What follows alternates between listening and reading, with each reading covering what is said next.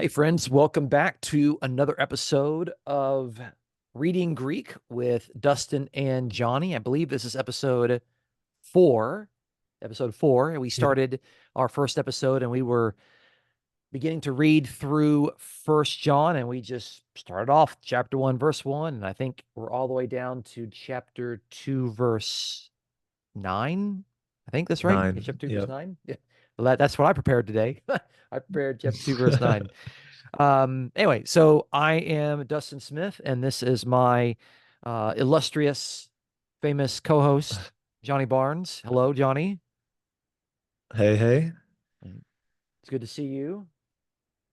Yeah, thanks for having me again. Yeah, absolutely. It would not be the Dustin and Johnny show without Johnny. So You're gonna I'm have to start I'm creating an AI Johnny if I don't yeah. show up. Yeah. um, be careful what you wish for. So that might be possible in about 6 months. So. Yeah. But I wouldn't get all your good insights. I would just get everything the AI says, and who knows what that's going to say. Yeah. It's typically spits out your generic answers on things, but Yeah, I am looking here for the shares. Oh, it's a blue button or green button. Okay. All right. This right here. Okay. And let me make sure that I can do some. Voila. That's nice. Okay. Undo, and I'll probably do blue. Okay. So if you've been around, you know the drill. We just go through and we read the text and we translate it on the spot. I have no notes here or anything like that. I've read through it a couple of days ago and just kind of refamiliarized myself with this passage. The Greek that we're doing is something that if you've had a couple of semesters of Greek or maybe a full year of introductory Greek, you'll be able to follow along. And of course, our goal with this is to encourage people to either dust off their Greek and to pick it up again so they can use it to better understand the text, or to use it for preaching, or use it for personal application, or really all three of those things. Or if you've never taken any Greek at all, maybe this will encourage you to decide that, hey, this is something I want to make it a priority to learn. And if that's the case, just reach out to us, and we both have some really good resources for you if you are interested in wanting to read the New Testament in its original language. I think it's absolutely fascinating. I think that it's one of the most important classes that I've ever taken. They're my yep. biblical language classes, and Johnny, I'm sure will say the same thing. Yeah, absolutely. I think well, real fast, one quick plug. I love so much being able to go back to the original language and be like, yeah, like essentially checking what scholars say, because Yeah, scholars make a lot of claims and it's really hard to trust sometimes. Hey, where are they getting this from? So it's really, really, really helpful to be able to go and check claims for yourself. Um, so that it's really just invaluable, honestly, as a study resource. So yeah, if you ever have time, I always encourage try to at least dig in a little bit into Greek, and it can even be a long process and you just learn more and more and more over the years. So absolutely. Yeah, this is I think really beneficial for building up your faith, and I think just giving you some confidence and understanding the scriptures. Okay, so we are reading out of uh, the 28th edition Nestle Allen text, which I believe is the same as uh, the uh, the the Greek New Testament, the fifth edition. As far as I know, I think there's just a couple of different variants that are listed, but I think the text as it stands is basically the same. So that's what we are reading out of. I interesting. just photocopied it, scanned it actually, and we're just using the same document that we've been using for the last three episodes.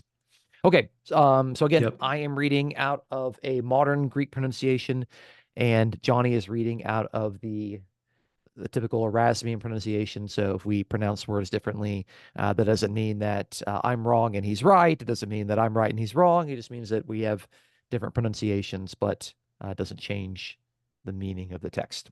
Okay. All right, so Yep. I am starting off with verse 9. We're in First John chapter 2, and I'm starting in verse 9. Okay. All right. So um, let me underline here so people can actually see what we're looking at. All right, here we go. O lagon into photi ine keton delphon aftu mison inti scotia estin eos rt, ending with a period. Okay.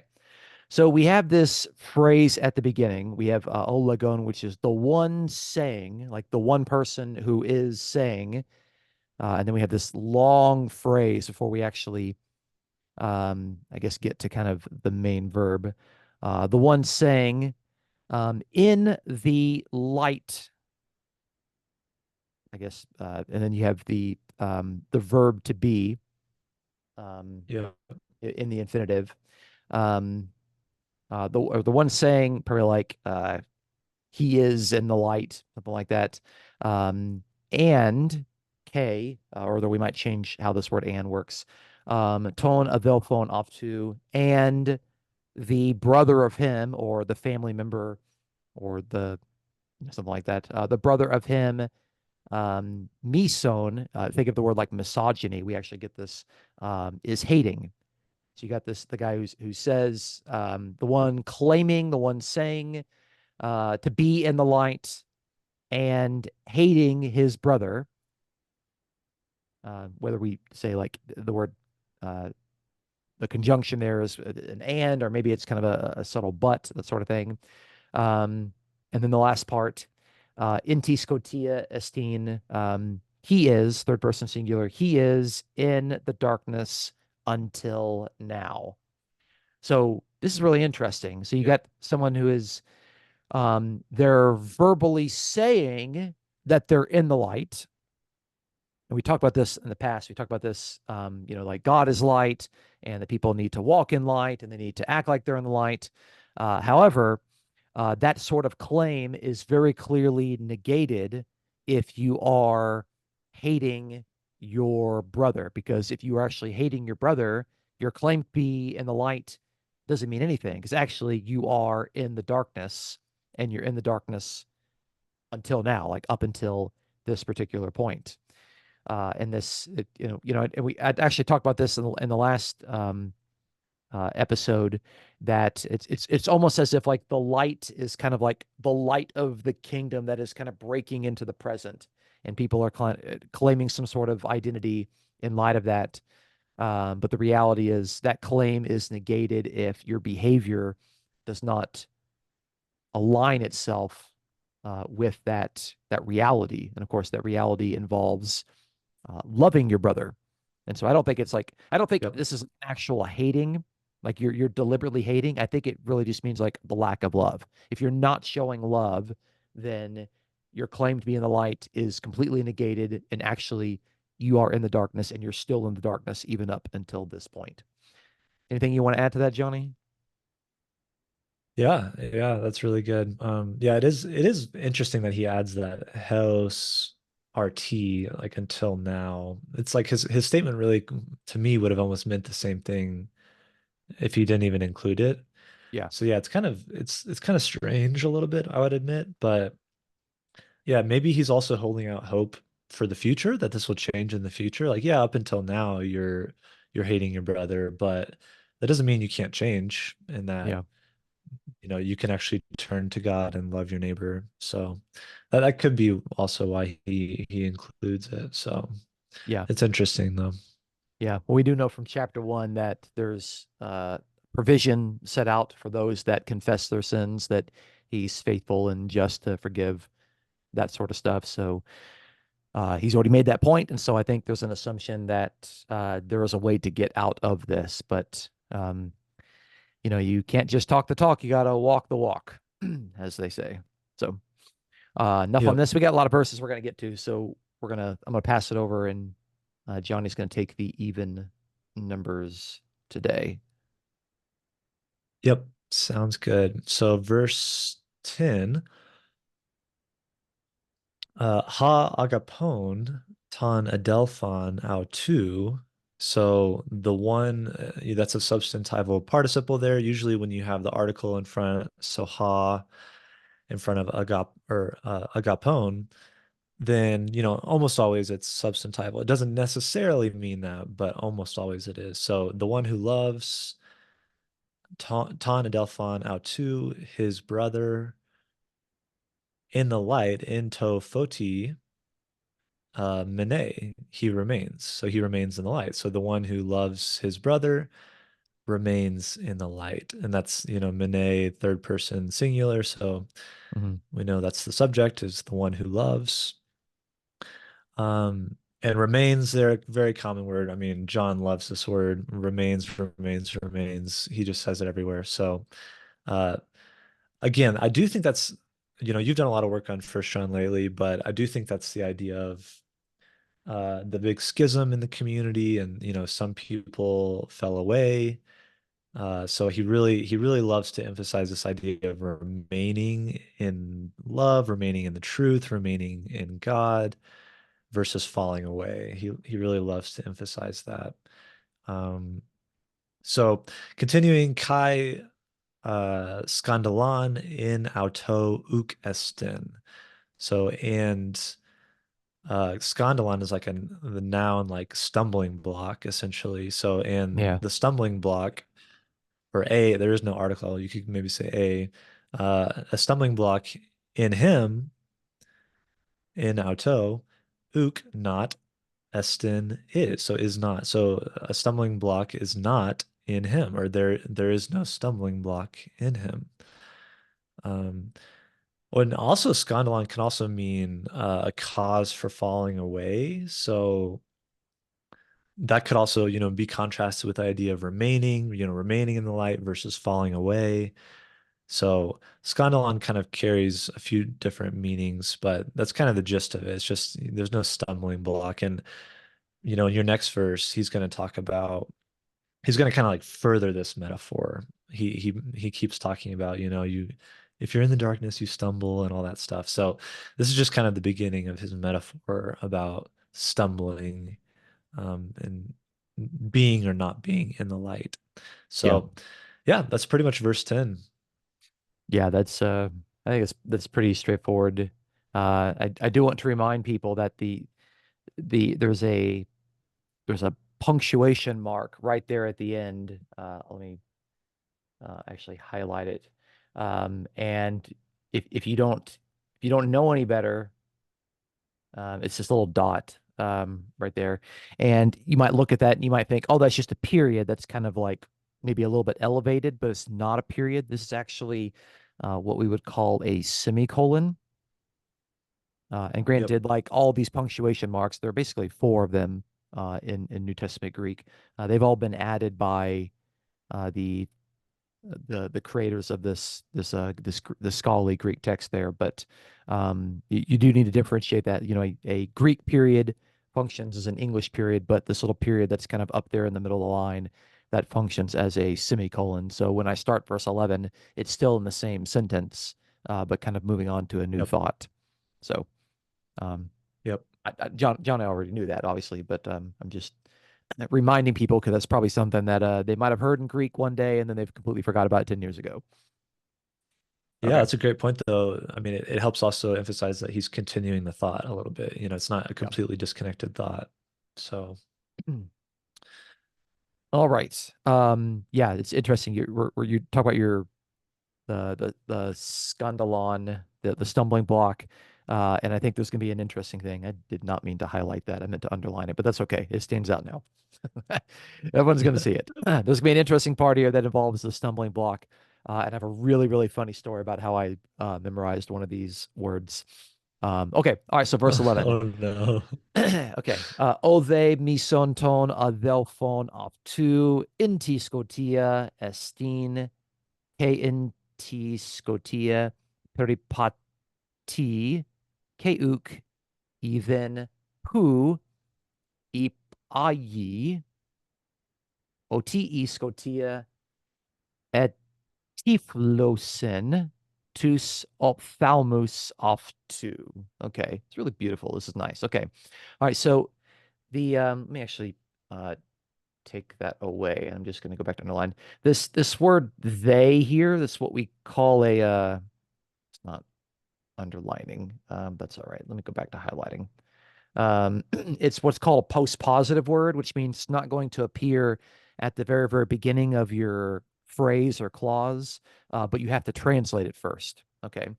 And this is kind of like a Yep. subtle, it's like a but or an and. It's kind of like a softer and. But I think in light of the fact that the beginning of verse 10, or the beginning of a sentence, because verse 10 is the beginning of the sentence, talked about love and remaining in the light and the fact that you're not a stumbling block. But now we're going to change the topic to hating his brother. The this word they, this post positive word is probably going to be functioning in a contrasting way. So it's probably going to be a but. Okay. But the one hating, there's that misogyny word, but the one hating, tone they'll phone off too. But the one hating his brother, and then we have in the darkness is, okay, is in the darkness. Okay. Kind of like saying again what we already saw there in verse 9, to where there it said like he was in the darkness until now. So the one who hates, or the one who is hating his brother, probably again the lack of love, as we've already seen in verse 10. And in the darkness he walks, and he walks in the darkness. Okay. So again, there's a walking is kind of this, it's actually in Hebrew, the sense of walking, the halak or the halakha, is a way of describing the life, but the life of walking with God or walking according to God's commandments. And so that kind of got carried over into the New Testament. And so this is not just like putting one foot before, the other and actually moving forward. It indicates the way that you live your life. Okay. And in like he is walking in the darkness, like it's not like you're in a room where there's no lights. It's like you're living your life apart from the influence of the light that has defined God. God is light. Um, and in him is dark, and no darkness. But now it's saying that you are walking in darkness. And it goes on further. And it says, uk even. This is one of these words, one of these verbs where you have to, it's irregular and you have to learn all the occurrences of it. It's the verb to know. Okay. And he does not know. Who is the word for where? He does not know where. And then ipayi is like the word to go. Um, Yep. so he does not know where he is going or where he goes, something along those lines, because he's walking in darkness. And there's a sense to where like he's not even aware of like where he's going. Like again, the behavior that you exhibit can either give you guidance in how you're living your life, or it could make it to where you don't even know what you're doing. It's just very powerful. This is very practical. And then the last part there, Yeah. since we've moved on from walking, it says OT, which is usually like a that or because, probably because, iskotia, the darkness, and then we have the word for to blind, and this is just a third person aorist. I think it's from the verb tifloo. Um, the Yep. I think darkness so. subject. I'm sorry. Oh, I was just saying, I think so. Yeah. Okay, yeah, okay.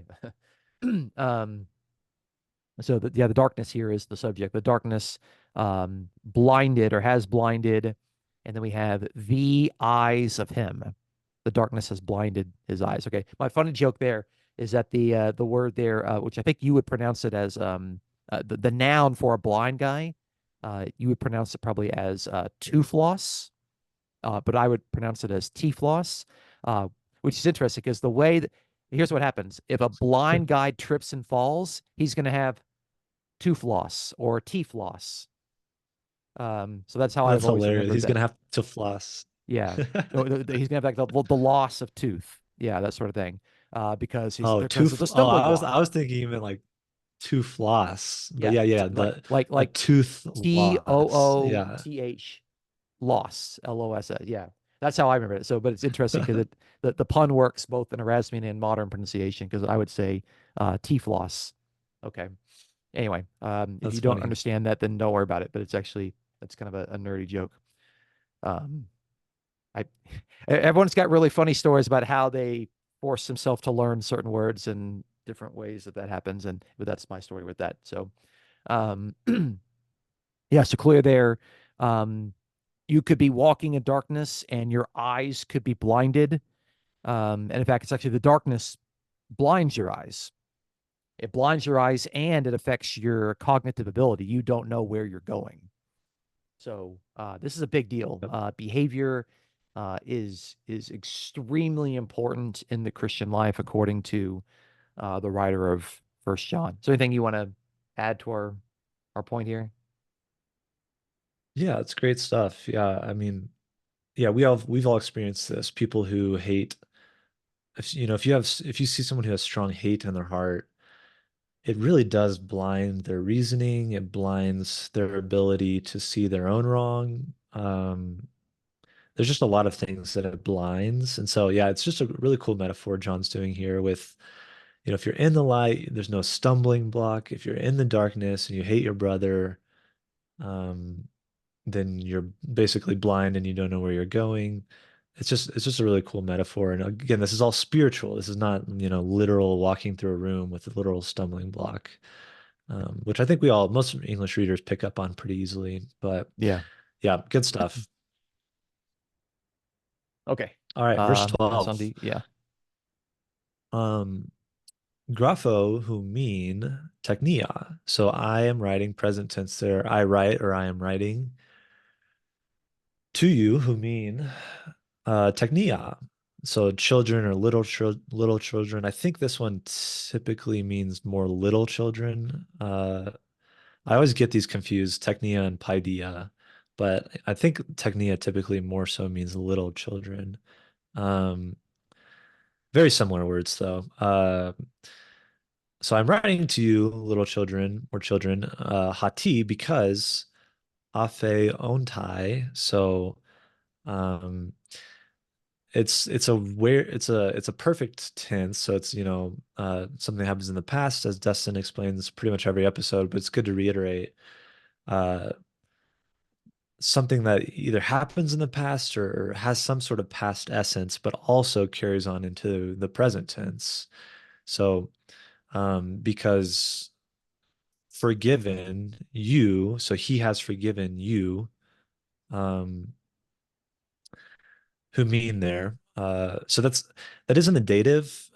So it doesn't necessarily have to be he has forgiven to you. He has forgiven to you. That's just not how we would say it in English. So we really kind of translate that who mean there more as an accusative. So he has forgiven you. Uh, the sins, hi hamartii, um, and that's really your sins, right? Who other sins would it be? Well, he's talking to these children. I'm writing to you because he has forgiven you your sins. So really, the your is properly supplied there. You'll probably see it in most translations too. Um, Dia ta anima autu. So on account of or because of the dia there, ta anima autu, his name, referencing Jesus. So Jesus' name. So he has forgiven you your sins on account of his name. So yeah, it's a pretty cool little passage there. Um, yeah, you have anything else to add there, Dustin? Yeah, I was just checking. I know the base verb is a theme, but I was wondering if it demand like some verbs like require a certain object, like they or it requires a certain case. But here I'm just kind of just checking like it doesn't actually require the dative. So I'm just guessing this is probably like a dative of advantage, something along those lines. But I just kind of wanted to check Yeah, there. yeah, yeah. And yeah. And the other thing too that I never cease tiring of telling people that the you here, by the way, is always is second person plural. He's not Yep. writing to you as an individual person. He's writing to you, the community, the like the people that are reading there. And although like typically you're going to be reading this by yourself, you have to realize that the application is meant for the wider community, not just for you. Although you are a member of that wider community. So Yep, yeah, absolutely. yep. Okay. Down to verse 13. Okay. All right. Grapho imin, pateres oti egnokate ton ap archis, grapho imin, neaniski oti nenikikate ton poniron. Okay, this is a really interesting verse. Okay. It's interesting because in verse 12, he was writing to the children, and now he says, I write to you fathers. Okay. I write to you kind of Yeah. we're not talking about the kids anymore. I'm writing to you fathers. Why does he do it? OT because and then we have the I think it's the verb yonosko, the verb to know. But it seems like Yep. this is I see the kappa there, so that's indicating to me again perfect tense um, that because you have known, and then we have this phrase ton ap archis, probably something like uh, that which was from the beginning or the thing from the beginning. Um, it's the Or the object one. of Could be the the one. the one the one from the beginning. Which is interesting because when we had this sort of like from beginning sort of language um, in in chapter one, if I recall correctly, it wasn't there in the masculine; it was there in the neuter, and at least there I suggested that that was kind of their Christian experience. It wasn't a particular person. Um, so, but of course, if the phrase aparchis, which really means from the beginning, if that has already been indicated to us readers based on what has been said in chapter one to be from the beginning of your Christian experience, and of course, Jesus was there at the beginning of your Christian experience. So, um, I don't think this is like from the beginning in the sense like from the Genesis creation. Obviously, those people would not have known anyone from that time because no one is that old. So that wouldn't work. So I think it's just, I do think the phrase aparchis in every occurrence in First John does refer to the beginning of their either their conversion or their Christian experience, or maybe the beginning of the formation of their Christian community. But it's not the same phrase that we have in John 1:1, the in archi. So that's just my take It's on it. true. Yeah. There's a difference for sure. Yeah. And then he goes on. He says, "Grapho imin, I write to you again, second person plural." And then we have neoniski. This is a word for a young man. Typically, I do think this is someone that's not really a child, but it's kind of a guy that's around puberty. But I actually looked this up. You are considered a young man until you get married. Okay, because the assumption there is that Oh, once you get married, you're going to start to have children, and then you're going to be a pateris. You're going to be a pater. So, yeah. uh, Yeah. yeah. So at least that's what I read. I read that you are that until you get married. Okay. Now this is interesting. Okay, because we have one of my favorite verbs in the New Testament, which is the verb nikao, where we actually get the word Nike. And back in their world, there was a goddess, the goddess Nike, who is the goddess of conquering. Okay. And the equivalent goddess was Victoria, where we actually get victory. And so this verb means to conquer. It literally means to conquer. And everyone in the Roman world knows what conquering means. You conquer someone by defeating them, by killing them, by shedding their blood. But here we're seeing kind of a little bit more of a spiritual aspect to it there. I don't think that there was the taking up of arms by the Johannine community. But let's also point out, so that's if the verb is nikao, then you have the ao there, which is going to change some of the vowels. But we definitely have reduplication, and then we have the papa there, which again is suggesting to me that we have the perfect because you second person plural, you have conquered And then we have this interesting phrase. We have ton poniron, okay, which is the masculine accusative article. And then we have the adjective for evil. Okay. So it's you have conquered the evil, but it's the evil one that matches the gender of the article. And so since this article is masculine, it means you have conquered the evil one, namely the evil one who is masculine. And I'm really sorry to my friends that don't believe this, but this is unambiguous evidence that is referring to the evil one, namely the devil. And we see that in the Lord's Prayer, by the way. Deliver us from the evil one, and also it appears in um, the parable of the tares and the wheat. The evil one has done this. Um, but this is not ambiguous. So this is the evil one who is masculine and singular. But here's what's interesting is that he's saying that, look, you have already conquered the evil one. And you might, here's the thing, you might think to Yeah. yourself, well, wait a minute. I thought that, that actually doesn't take place until the day of judgment. And here he's saying, no, if you are a Christian, if you're walking in the light, then not only have you conquered the evil one in the past, but that victory and that conquest, because of the perfect tense of the verb, is still being carried forward into the present. And I think a lot of Christians don't give enough weight to a passage like this, um, because they tend to think, well, let me explain all the ways in which this is not true, instead of saying, how can I make sense of what's actually being said here?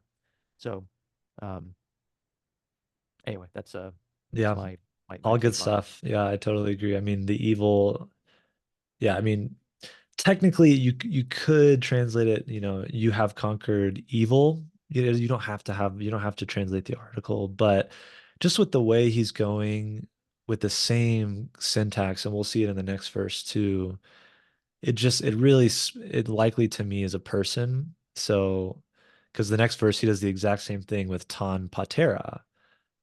So Yeah, again, it's a yeah, person, it's the father. So here yeah, it's very likely the evil one.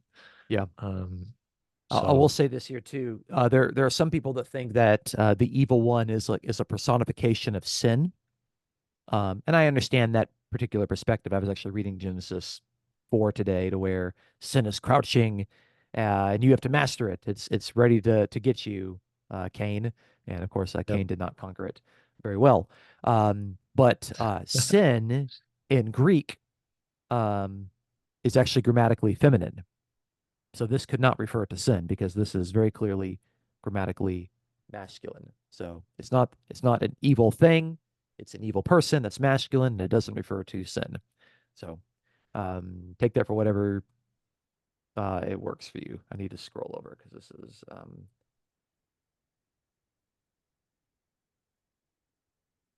is that right? No, Are we're we in already there? here, scroll up a little bit. 14, there we go. 14. Okay, yeah. Okay. Good deal. Okay. I was just making sure I was done with my Oh, sentence. Okay. oh yeah, Okay. yeah, yeah, you are. Okay. All right. So we'll Okay, do cool. 14, and we're going all the way down to 17, because 15 through 17 is this really interesting part. But I'll go and pass on to you. Yep, absolutely. So 14, agrapsa humin idea. So that he actually switches up the tense here. I think it's just, yeah, simple a simple aorist tense here. So agrapsa, so I have written, or I wrote to you, or I have written to you. It kind of could be, or yeah, I guess I wrote to you would probably be the best way to do it. I Yeah. wrote to you, who mean, they're plural who mean, paideia, children. So it is weird how he switches up tenses. I mean, I guess the thing that I don't know how much studying you've done on this, Dustin, but I would kind of assume, I guess he's written another letter to them, and this is not the very first letter he's written. Um, I mean, I just don't know why else he would switch up the tenses and really name the same Yeah. people, because he names Pateras again, he names Paideia twice. I mean, it's all the same people. He's writing to them and he has written to them. So, I Yeah. mean, that's the only way to me I could understand it. Um, Yeah. yeah. What are your I thoughts on mean, it? well, it's it's hard to kind of uh, there's no way we can know for sure. I mean, how do we even Yeah, know that, first, second, third John are written in that order? I mean, they very easily could be really in any order. They could be 3-2-1, 1-2-3, 1-3-2, 2-1-3. Like they could, we don't know that. He seems like he's still talking about the same topic from the previous verses where the writing is in the present tense. So yeah, I know. I'm not really sure. But again, I don't know if it makes much of a difference in the meaning of the text. At least I'm not discerning it. But I'll let you do your translation of exegesis, and maybe I'll come up with something. Yeah, yeah, no, that's certainly very possible. Yeah, I didn't think about that. Yeah, he could have written second and third before, or you never know. And some people don't think, a lot of scholars think that second and third John were written by somebody else. That's possible. But yeah, so paideia there, children. So I wrote to you, children, or have written to you, children, because hati egnokate ton patera. So because you, and that kappa there is perfect tense. So because you have known ton patera, the Father. So again, very, very similar syntax to what happens in 13. He's saying, because you have done something to someone. So it's like you have conquered the evil one in 13. In 14, it's you have known the Father. Continuing, he says essentially the same, or the same syntax again. Grapsa humin pateres. So I wrote to you, plural again, fathers, pateres, because hati egnokate ton op arches. So you have known, again, fathers, because you have known ton op arches. Him who's from the beginning, that which was from the beginning. There's a few different ways you could take that. Uh, I still kind of tend to think this is saying he who is from the beginning. And again, that doesn't necessarily have to mean that Jesus is from eternity past. It could. We can't rule that out. But I think you also can make the argument that John uses from the beginning to refer to the beginning of the ministry of Jesus. As Dustin mentioned, the beginning of the Christian experience. So there's quite a few different beginnings. But I tend to think that, I would translate it he who is from the beginning. Yeah. Um, Well, it's that masculine. We that have to to. me, yeah. Um, so then continuing grapsa humin again. So I wrote to you, neaniskoi, the same thing that was addressed in verse 13. It's the young men. And yeah, it is masculine, so young men. Hati iskuroi este. So because Eskuroi is just strong or strength. So Hmm. strong, este, you are, because you are strong. Kai halagos to theu. So you are strong, and the word halagos to theu, the word of God, in you, in whom mean mene, dwells. So subject there is the word of God. You gotta find the verb. Where's the verb? Mene. Okay, so the word of God dwells or remains. In who mean in you. So you're strong because the word of God remains in you. Kai nanika nanike kate. So that's again the perfect tense. And you have conquered, second person plural there. Nanike kate. You have conquered Tan Paneron, the evil one. So so much similar language as he says above. Yeah, it's it really is strange. It's honestly, I'm not super sure what to do with this other than like potentially he's saying I've written to you these very similar things in the past. Yeah. I have a Yeah, couple I have a guess. So in John 17:3, it says, "This is eternal life, that they may know you, the only true God, and Jesus Christ whom you've sent." What do we have in this verse? Okay. The act of knowing the Father and Jesus Christ, the one from the beginning of the Christian experience. Okay. But notice Yep. they know the Father, they know the Son. If if the Trinity was true, what would we expect to come next? They don't know the Spirit. Where's the It's not spirit? there. Maybe they don't know him. Okay, maybe they don't know him that well.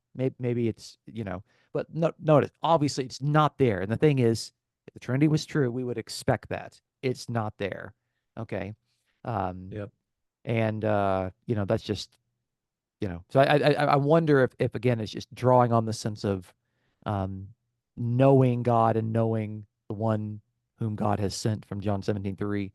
And here he's saying he's right. He's written to you because you have known this. Like they already have that correct Christological understanding.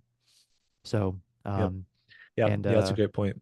yeah. And then of course the word of God dwelling in you, that's of course it's in you all, that's in the community. That means that the message, I think that's a synonym for the gospel message. It's the word of God is not, it's not the Bible. Um, and I don't think that it's Yep. um I don't think it's like the logos in the sense that, that which became flesh in Jesus. This seems to be a reference to the gospel Yeah. message. It remains in them. And because of that, they've conquered the evil one, which is not unlike, no relation to the author, First John, Revelation 12, verse 11, where it says that they have conquered him, they conquered the dragon because of the word of their testimony. So, that sort of Yeah. language and theology was not completely foreign to the early church. But anyway, that's neither here nor there. So Yeah, sorry to give you absolutely. the Good long verse stuff. there, Yeah. by the way. I noticed how long that was, but It's okay. It's basically just the same thing three times in a row. yeah, So yeah, that's okay. it's not too Um, rough. all right. So it's gonna be clear, like verses 15, 16, 17, they're all kind of like the same subject. And I have a really interesting theory about verse 16, which you're actually doing, but I'll let you get to it and see what you have to say on it. Okay. All right. So verse 15, I'm noticing there at the very end, we have one of those semicolons. Okay. Mi agapate ton kosmon, mive ta into cosmo, eantis agapaton kosmon, ukastin e agapi, tu patros in afto. Okay. So here we actually have an imperative, agapate. This is an imperative, second person imperative. An imperative means do this. Like I'm commanding you to do something, except it starts with the word for negation, which is me is used for negation in non-indicative verbs. For indicative verbs, we would expect like ook or oo or something like that. So this means don't love. Don't love what? Don't love object, the world. Ton kosmon. Okay, don't love the world. And then we have me, they, which is something like and not. You would say like neither or nor. And then nor what? Ta, which is the plural article that is neuter, the things in tokosmo, uh, nor the things in the world. So don't love the world nor the things in the world. Okay. And then what's interesting to me is that we we move from a command more to this sort of like exhortation. And so we have eon, which is like if, okay, if, and then we have a tis, which is means someone, something, anyone, or anything. I'm just going to say if someone, because we have agapa. By the way, eon is going to make the next verb um, into the subjunctive because it's bringing a conditional statement. Yep. If someone or if anyone loves ton kosmon, if anyone loves the world, and then we have ukastin e agapi to patros. Okay, so the subject there, because we have an nominative case, the love, but it's not just the love; it's the love of the Father. Okay. The love of the Father, what's our verb? The verb to be, esteem, third person singular, but we have there's the negate, the particle of negation. I think that's the right word. There, of course, since Yep. esteem is in the indicative mood. Indicative. Yeah, that's right. Okay. It's just late for me, trust me. Okay. All right. The love of the Father is not in him. Okay. Now, let's talk about this phrase, the love of the Father. Okay. Because this is technically ambiguous. Okay. Because the love of the Father could be what's called an objective genitive or a subjective genitive. Okay. What's the difference? Well, the subjective genitive would mean that the Father is doing the loving. Okay. If it's the, uh, did I say it right? Yeah. Uh, if it's the objective genitive, then it's the person who possesses the love of the Father. The Father functions as kind of like the object of it. Okay. So the meaning is whether, so it's talking about you don't have the love of God in him, or the love of God is not going to be in him. So is this the love that you have for God, or is this God's love for that person being in that person? Like God's Yeah. love for the person who loves the world. And actually, that would be kind of harsh, to be honest. Like, okay, if I love the world or the things of the world, that means the Father has no love in me. That actually is kind of harsh. And so I think that's probably why in the balance, it probably is indicating that, look, if you're going to love the world, or the world is clearly the object of your love, then you can't also have love for the Father as well. You can't have it both ways. So I think that's probably on the balance what we would call an objective genitive. Um, I think because again, just I talked through both the options there. Which one seems to be the most likely based on the context? Um, and I think again, it's grammatically ambiguous, but you have to kind of um, make up your mind with that. What do you think with that reasoning? Yeah, absolutely. I think you're spot on there. I love how you went through both options, but yeah, ultimately, I mean, you have, I mean, the most quoted Bible verse, "For God so loved the world," John 3:16. For Yeah, God so loved the world, and the world there again in John almost always means the non-believing world. So, yeah, uh, God loved the non-believing world.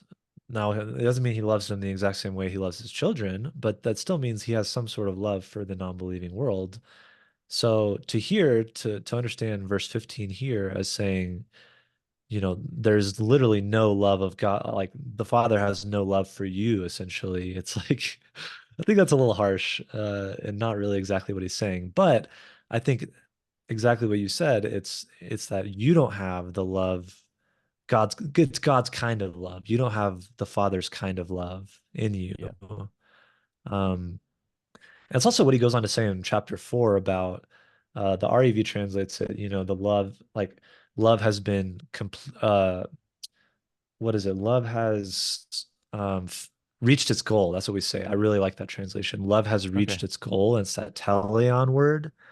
okay, So love has reached its goal in that person. So again, it's like it just provides us evidence that, there's this kind of love that we're supposed to be having. It's the Father's love, and it's supposed to reach a certain goal in us. It's supposed to have a teleon in us.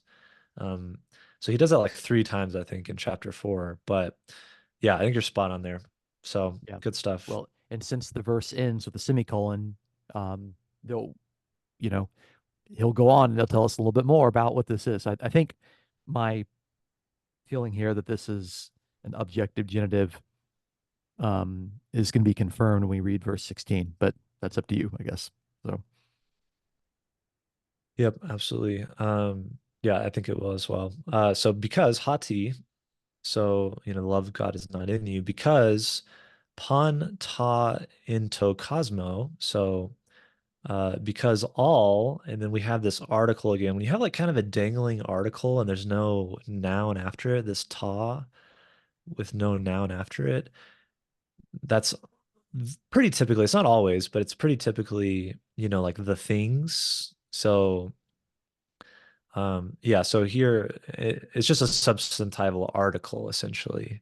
Uh, so all the things in the world, in to cosmo, so all the things in the world, and then he does this parenthetical.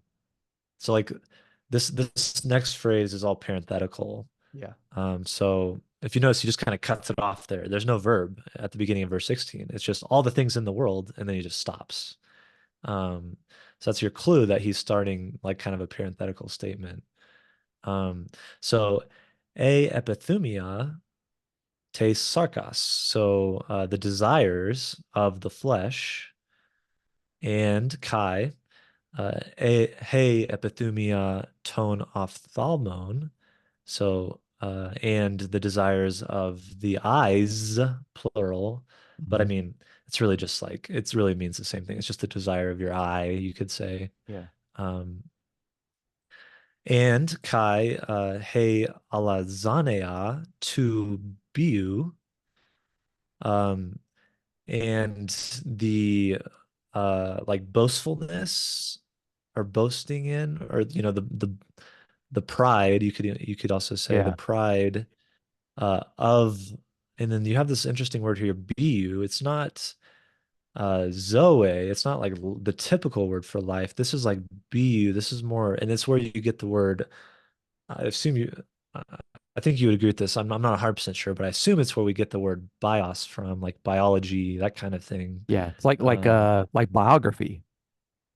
yeah, It's a sense biography, of like life. life. Yeah. Um, yeah. Yeah, so here it kind of means more of like a lifestyle, or like Yeah.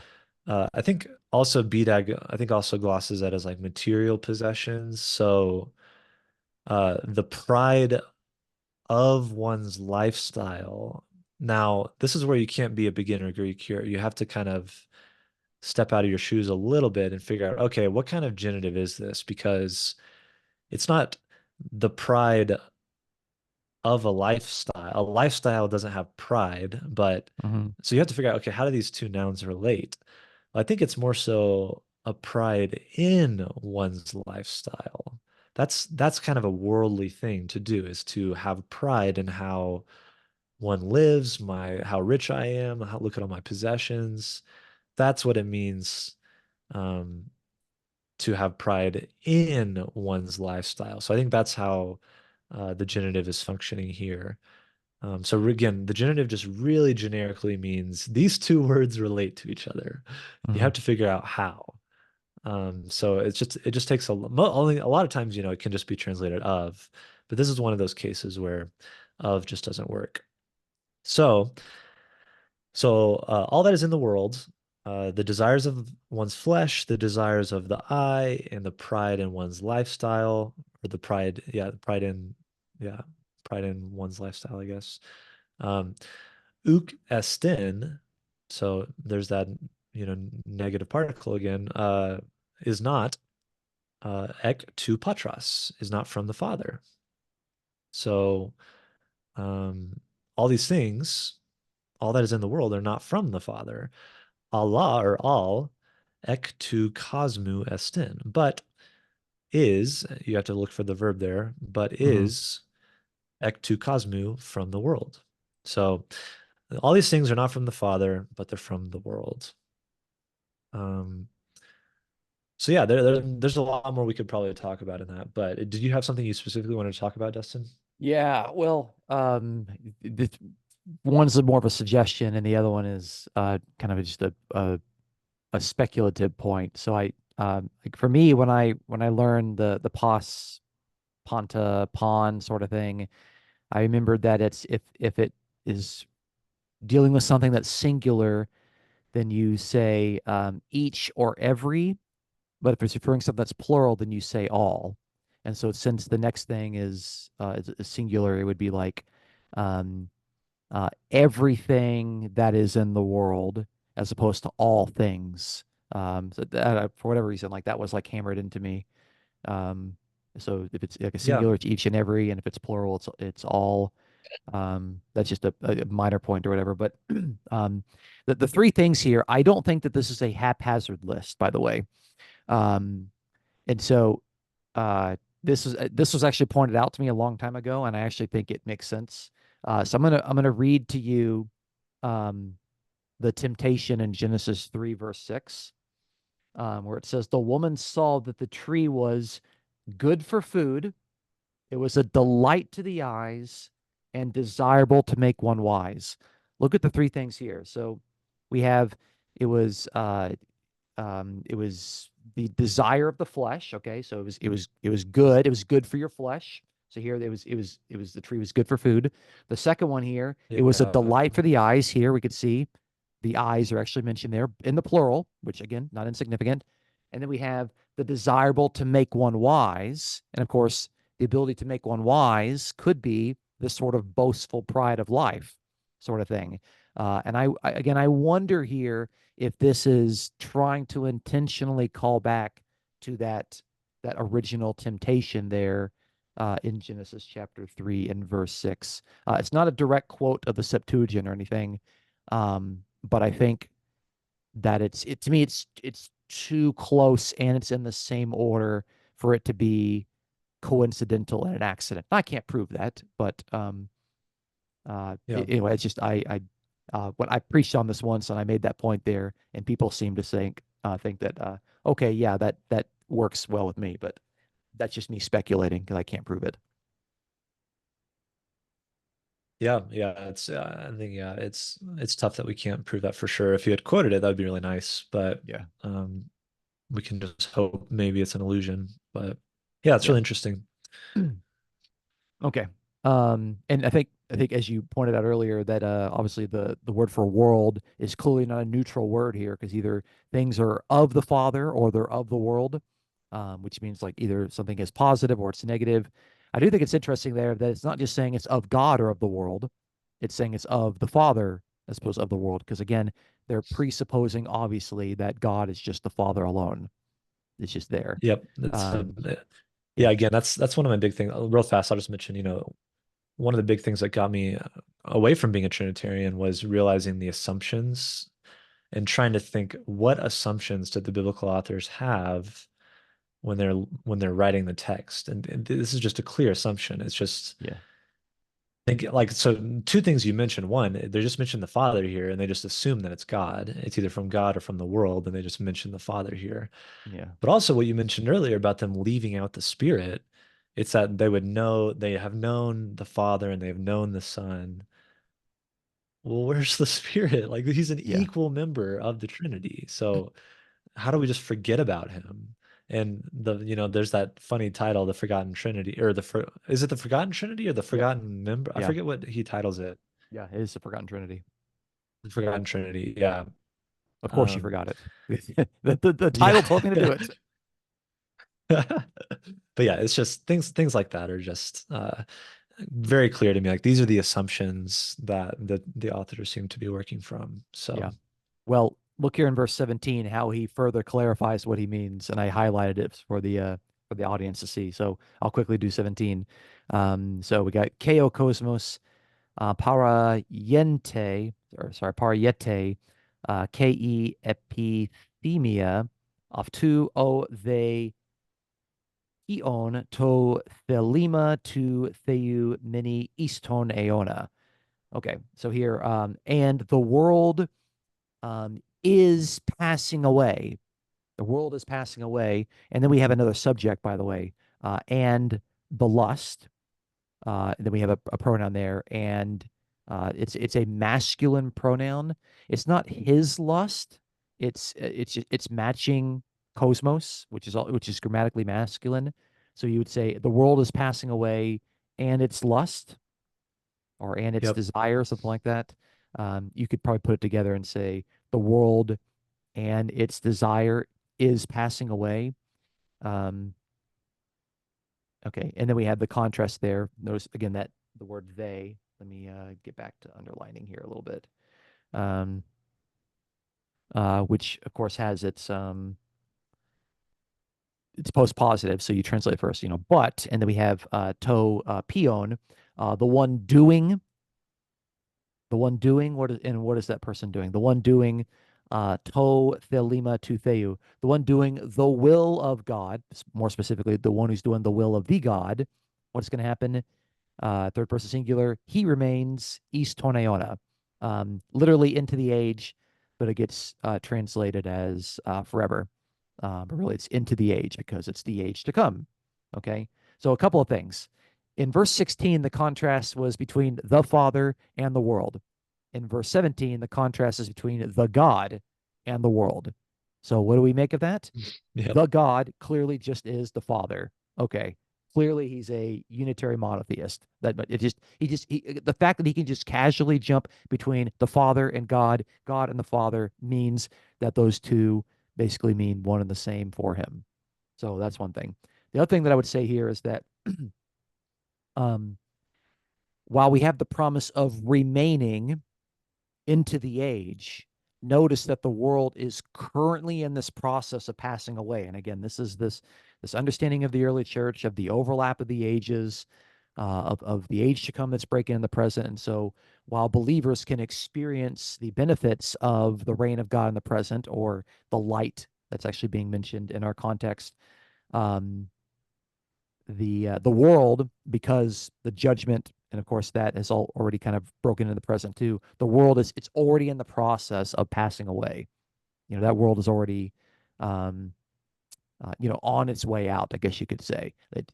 He didn't put it in the future, and he could have, but he put it in the present to Yeah. indicate that there's this process where it's already passing away.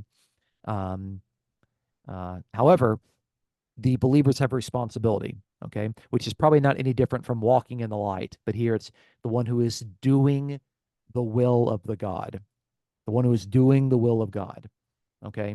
And that person in the present also remains into the age, okay? So the world is in the present passing away, but if you're doing the will of God, then you are also presently remaining into the age. So there is a future element of it, obviously.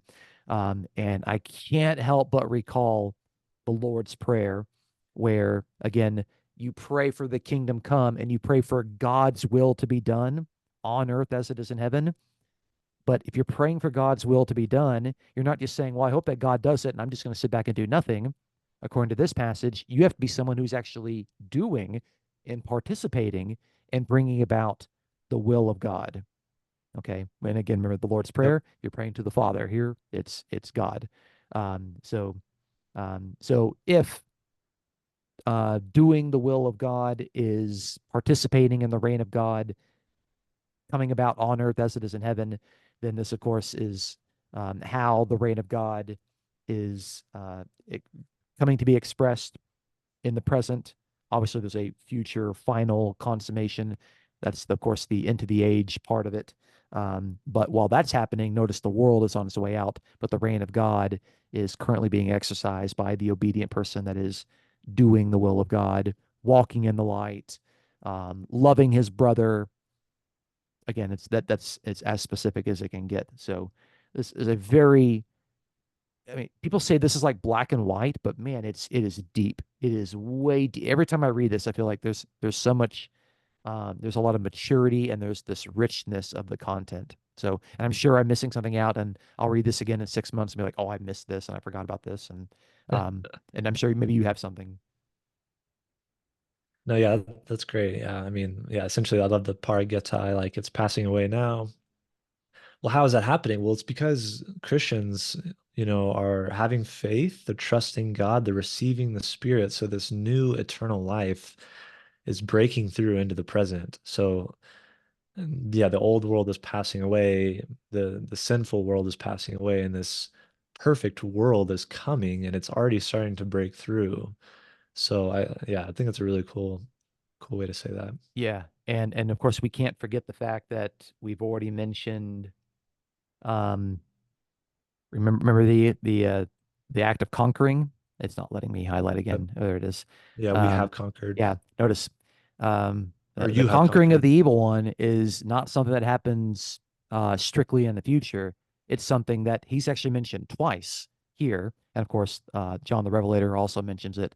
That's something that has happened for Christians. They have conquered the evil one already, and that experience is manifesting in the present with the perfect tense of the verb, which of course is indicative of doing the will of God. So um, there's inaugurated eschatology, but there's still, of course, the final word of this whole thing is that there is still an age to come, and the person who, the world's going to pass away, but the believer is going to remain into the age. They're going to remain forever still is not good. I still think into the age to come is is more accurate because it really brings out this present age and the age to come dynamic, which I think is absolutely fundamental to the New Testament authors.